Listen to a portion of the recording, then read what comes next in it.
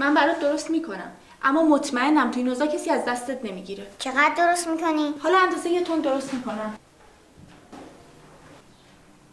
کم نیست مامان. اگه مردم دورم جمع بشن چی؟ آخه کی تو این اوضاع شربت نظری میخوره؟ مردم از ترس کرونا از خونه‌هاشون جمع نمیخورن. خب بیشتر درست کن. اگه کم اومد دوباره برات درست میکنم. مرسی. پس من برم بگم سروش به کمکم. کجا میری؟ نرو، کسی نمیاد کمکت.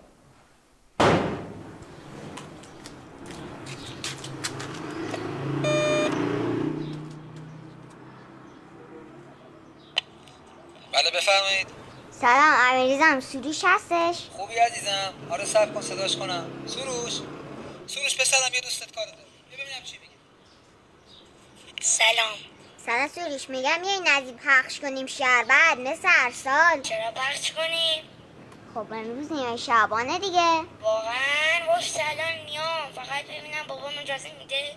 بابا امیر میگه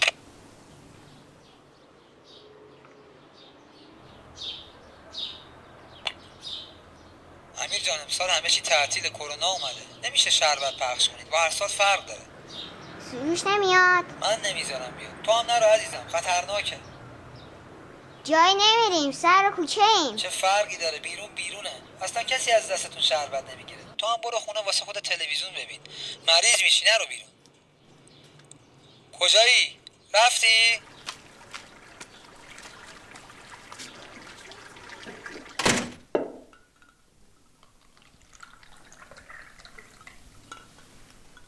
درست کردی؟ آره مامان.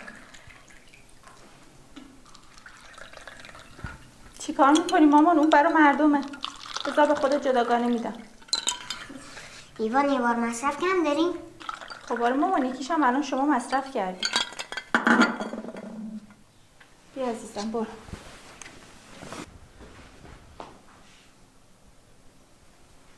صبر کن، اینجوری میخوای بری سر کوچه؟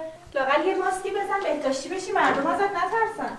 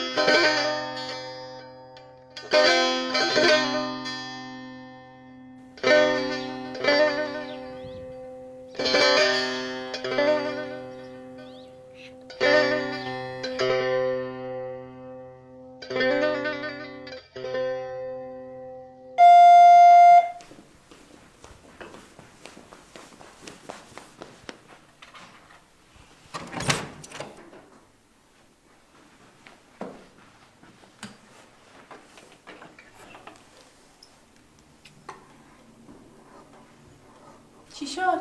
هیچ کس تو خیابون نبود. دیدی عزیزم؟ بهت گفتم که آخه تو این وضعیت که بیرون میره که بخواد شربت بخوره. پس این همه شربت رو چی کنیم؟ حالا خودمون کم کم میخوریمش.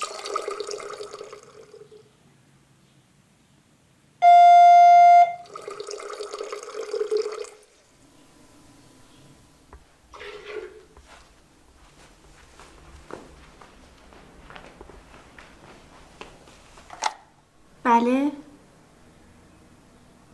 بله چشم، الان میارم خدمتتون. کی بود مامان؟ یه آقاییه، میگه از اون شربت نظری تازه که درست کردی یه لیوان به من بدی.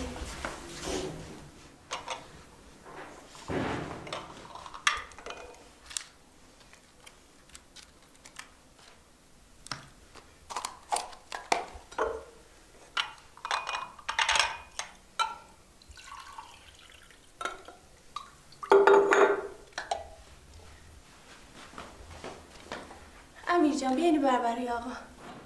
بیا مامان.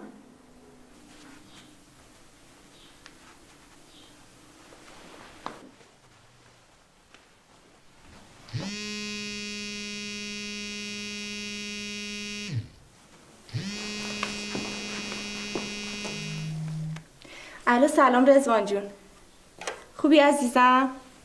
مرسی، از شما هم مبارک باشه. ممنون که یادم بودی. نه دیگه ما هم امسال نظری نداشتیم. درسته تو این وضعیت نمیشه اصلا، خدا بهمون رحم کنه. وای شرمندت، یه سفارش جلوم بود، امروز دیگه مشغول کار شما میشم. نه خیالت راحت، یادم بود تا فردا حتما لباست آماده میکنم.